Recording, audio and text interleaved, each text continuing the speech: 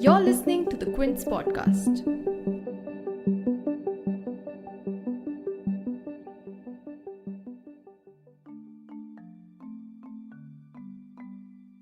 States have to install cameras with audio recording equipment at every police station of the country, at interrogation rooms, lockups, entries, and exits of the police station.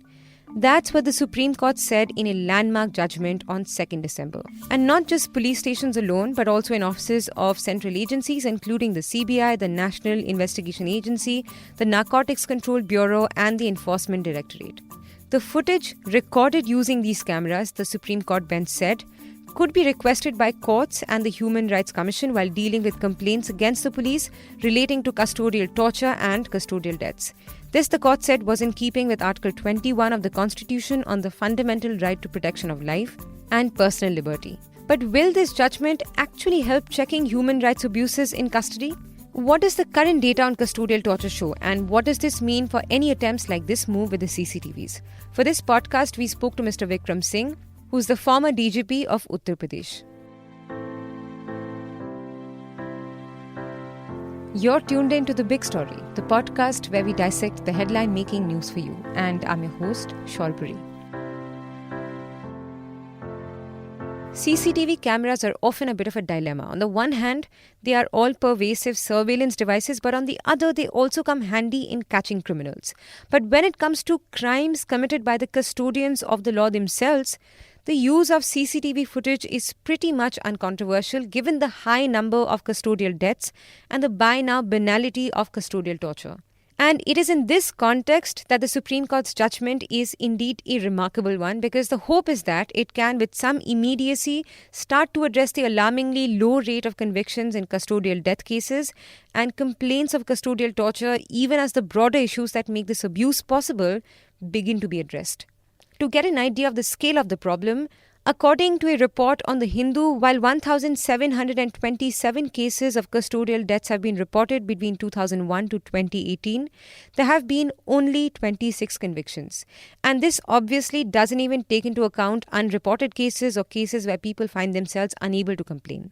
And on 2nd December, in a slew of directions, the Supreme Court bench comprising of Justices Nariman, K.M. Joseph and Aniruddha Bose said that oversight committees at the state and district levels will be given the responsibility to oversee the installation of CCTVs in police stations, and the finance departments of all union territories and states will have to look into the fund allocation. Second, the DG or the Inspector General of the police in all states and union territories should entrust the SHO of every police station with the responsibility of assessing, maintaining and creating a data backup of the CCTV footage. And third, the data should be stored for up to 18 months. And former DGP of UP, Vikram Singh, says that this verdict is people-centric and can have far-reaching consequences. Referring to the horrifying case of custodial deaths of father-son duo Jairaj and Benix from Tuticorin that happened earlier in June this year, Mr. Singh says that if directions are sincerely implemented, there will be a decline in police misdemeanors. Right. Yeah. It's path-breaking judgment and with far-reaching consequences which will be people-friendly. You had the horror of Tuticorin when father and son were done to death by an inept and a brutal police force. And it is not just a case of one Tuticorin. I get the custodial rapes, custodial interrogations leading to third degree, brutal treatment to the members of the public, non-registration of FIRs, custodial rapes, and also demand and acceptance of bribes within the confines of the police stations.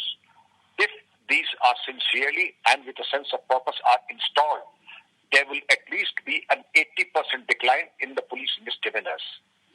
But there are corrupt police officers who are fast learners, who already have found out a devious way out, how to do things and the nefarious activities outside the confines and the radar and the range of the CCTV.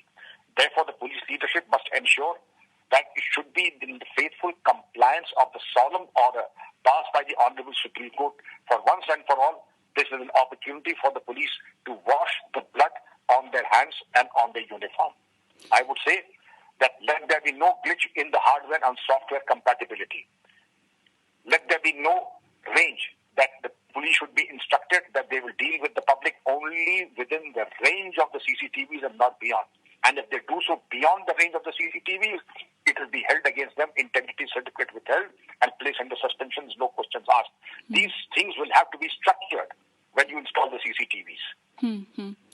one more question. The Supreme Court will not be there in every police station, but the directives should be faithfully enforced in every 15,500 police stations in the country. And adding a little more to what Mr. Singh said about custodial deaths and torture, the data available from the National Human Rights Commission shows that at least 17,146 people were reported to have died in judicial and police custody, which is nearly 5 a day on average in cases registered in the decade to March 2020. Another report compiled by the National Campaign Against Torture, which is a platform for NGOs working on torture in India, frankly paints a very horrifying picture. The NGO, which has been compiling data from local media reports, says that 76% of deaths it recorded in police custody last year were due to alleged torture or foul play, and 19% were under suspicious circumstances in which the police cited other causes, including suicide and sudden illness. The report also noted that police personnel in several states went to the extent of torturing the suspects to death in investigations relating to non-heinous crimes, which shows just how commonplace such torture has become with policing in India. And the Jairaj and Benix case is a perfect example where the police accused of torturing the duo in custody over the minor violation of keeping the mobile store open 15 minutes beyond the lockdown curfew timings in the state. What is also chilling are the preferred methods of torture, which the report says includes beating with a baton, hammering nails into the body, smearing chili powder in private parts and insertion of foreign objects in private parts, and even kicking the abdomen of pregnant women. And despite solid data on this, justice is ridiculously scarce when it comes to police abuse. The NCRB data shows that not a single police officer has been convicted for custodial deaths since 2011, while over 860 cases were recorded in the same time period. Further, a report on India's spend also notes that in the last 10 years, the majority of over 1,000 deaths in police custody, which is about 69% of cases, have been attributed to either illness and natural causes or to alleged suicide. And the details on death due to illnesses are often very ambiguous. They do not specify whether the illness was prolonged or sudden. There's also no data on the reasons given behind hospitalization, whether it resulted from the assault in the custody or not. But even though this is a landmark judgment that can help such cases of violation, it's not the first time that the Supreme Court has asked the government to install CCTV cameras in police stations. In 2015, the court had directed the state governments to install CCTV cameras in all prisons within a year.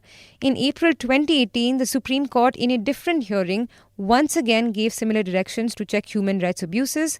The court had even approved the centrally driven plan of action suggested by a committee set up by the MHA, and that included audio-video recording of statements given by the accused to the police under Section 161 of the CRPC. And then in September 2020 this year, the Supreme Court directed the Chief Secretaries of States and Union Territories to file an affidavit reporting their progress on the matter by 24th November 2020.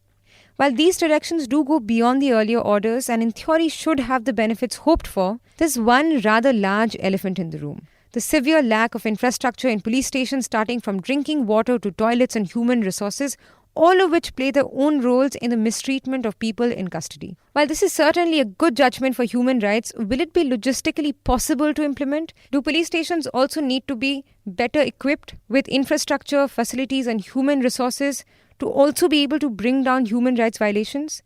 Back to Mr. Singh here. Absolutely.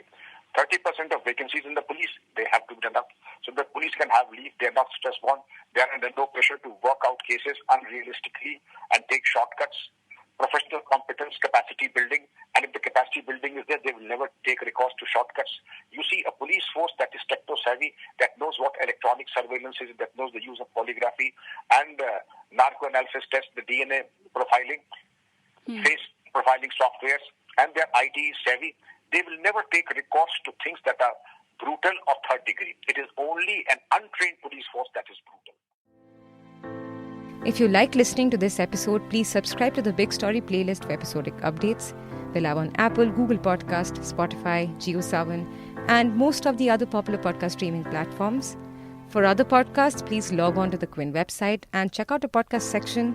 For any feedback, shoot an email to podcasts@thequint.com.